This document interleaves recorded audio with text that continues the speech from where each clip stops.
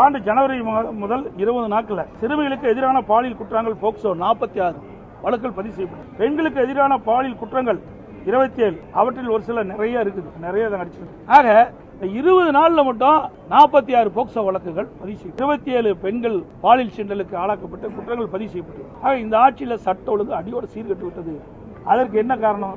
நிரந்தர சட்ட ஒழுங்கு டிஜிபி நியமிக்கல. நிரந்தர சட்ட ஒழுங்கு டிஜிபி இதுவரைக்கும் நியமிக்கல. ஏற்கனவே இந்த அரசாங்கம் யாரெல்லாம் தகுதியானவர்கள் அதில் மத்திய யூபிஎஸ்சிக்கு அனுப்பிச்சது. அந்த யூபிஎஸ்சி பரிசீலித்து 3 பேரை அவர்கள் தேர்வு செஞ்சு மாநில அரசுக்கு அனுப்பிச்சது. அந்த 3 பேரில் ஒருவரை நிரந்தர டிஜிபியாக நியமிக்கப்பட வேண்டும். இதுதான் இது. ஆனா அதை பற்றியே கவலைப்படாத அரசு. ஒரு பொறுப்பு டிஜிபி நியமிச்சாங்க சட்ட ஒழுங்கு. அந்த அவருக்கு உடல்நிலை சரியில்லை, அதுக்கு ஒரு பொறுப்பு டிஜிபி நியமிச்சாங்க. அப்புறம் எப்படி இவங்க சட்ட ஒழுங்கு பாதுகாக்க முடியும்? சட்ட ஒழுங்கு பாதுகாக்கக்கூடிய ஒரு நிரந்தர டிஜிபி இல்லாதனாலதான் இவ்வளவு மோசமான நிலைக்கு போயிட்டு இருக்குது. அதை பற்றிலாம் இந்த அரசாங்கத்துக்கு கவலையே இல்லை. தங்களுக்கு கைப்பாவையாக ஒரு டிஜிபி தேவை.